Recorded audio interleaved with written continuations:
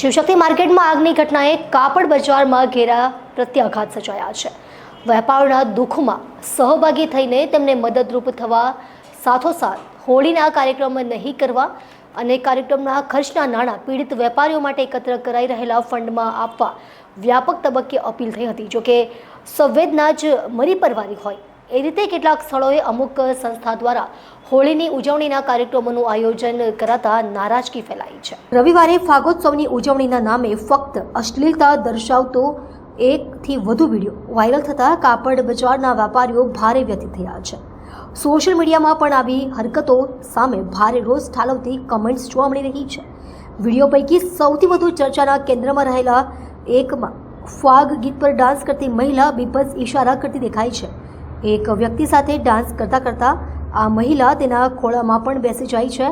ફરી અશ્લીલ ઇશારા કરતા બીજા વ્યક્તિના હાથમાંથી પૈસા લઈ નૃત્ય કરવા માંડે છે। ત્યારબાદ ડાન્સર મહિલા પર બીજો એક વ્યક્તિ નોટો ઉડાડતો દેખાય છે। આ વિડીયો ટેક્સટાઇલ વર્તુળોની સાથે શહેરભરમાં ચર્ચાનો વિષય બન્યો છે। આ જ રીતે રવિવારે સુરતમાં એક સંસ્થાનો ફાગોત્સવનો વિડીયો પણ ભારે વાયરલ થયો હતો, જેમાં એક વયસ્ક વ્યક્તિ મહિલા સાથે ડાન્સ કરતા દેખાઈ રહ્યા હતા, જ્યારે પાછળના ભાગે બીજી કેટલીક મહિલાઓ શૃંગાર કરતા દેખાઈ હતી।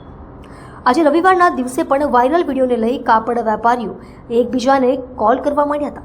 આ વિડીયો જોયા બાદ મોટાભાગના વેપારી શરમ સાથે વ્યથિત થયા છે। સુરતના કાપડ બજારમાં આટલી મોટી દુર્ઘટના બની છે, ત્યારે આ રીતે ફાગોત્સવની ઉજવણી થાય એ માનવતા નથી એવી ચર્ચા સાથે વિવિધ સોશિયલ મીડિયા પ્લેટફોર્મ પર આયોજકો સામે ફિટકારનો વરસાદ થઈ રહ્યો છે। વેપારી વર્તુળોના દાવા અનુસાર સુરતમાં નાચગાન સાથે હોળીની ઉજવણીના કાર્યક્રમો કરવા માટે રાજસ્થાનથી 6 થી 7 જેટલી પાર્ટીઓ આવી હોવાનું જાણવા મળ્યું છે।